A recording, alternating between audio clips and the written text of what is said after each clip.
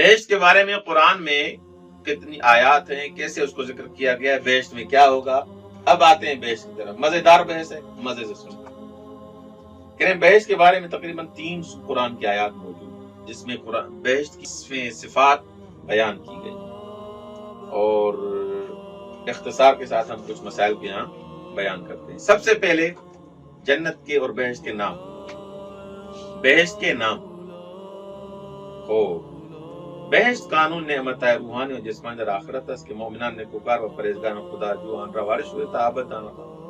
بہشت ایسی جگہ ہے، ایسا مقام ہے جس میں روحانی اور جسمانی نعمتیں ہوں گی، نیکوکار اور پرہیزگار افراد اس میں وارد ہوں گے۔ وہ لفظ جو بہشت کے لیے شائع اور زیادہ مشہور ہے وہ ہے جنتن۔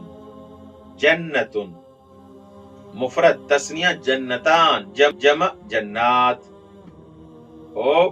جنت کا لفظ معنی ہے باغ، بوستان فارسی میں، اور یہ جنتن لیا گیا ہے جن سے، جن سے نہیں جن سے۔ جن یعنی چھپانا، ڈھانپنا، اور باغ کو جنت اس لیے کہتے ہیں کہ باغ اکثر درختوں سے اس کا میدان چھپا ہوا آتا ہوتا ہے، اس لیے اس کو جنت کہتے ہیں۔ بس بہشت کو بہشت کیوں کہتے ہیں وہ الگ مسئلہ ہے، جنت کا کیا فلسفہ تھا وہ بیان کیا۔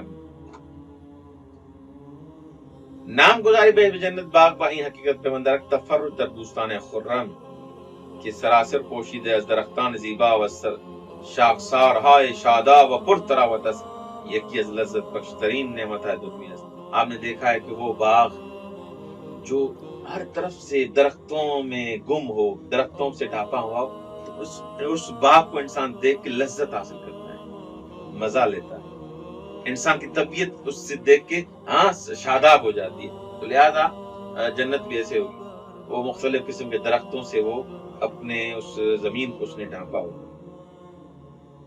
اما آزان جا کے ماں تجربے ملموس ازان نداریں قرآن ماراز رہ گزارے مفہوم آشنائی پاک بھی مناسب وجہ ممکن وہاں کی گاہ۔ ہمیں پتہ نہیں بلاکر جنت کیسے ہوگی، کیسے ہوگا، ہم نے تو روایت سے جو چیز دیکھی ہے، لیکن جنت کا معنی باغ ہے، اور باغ کا مطلب یہ ہے جس کا فلسفہ ہم نے بیان کیا۔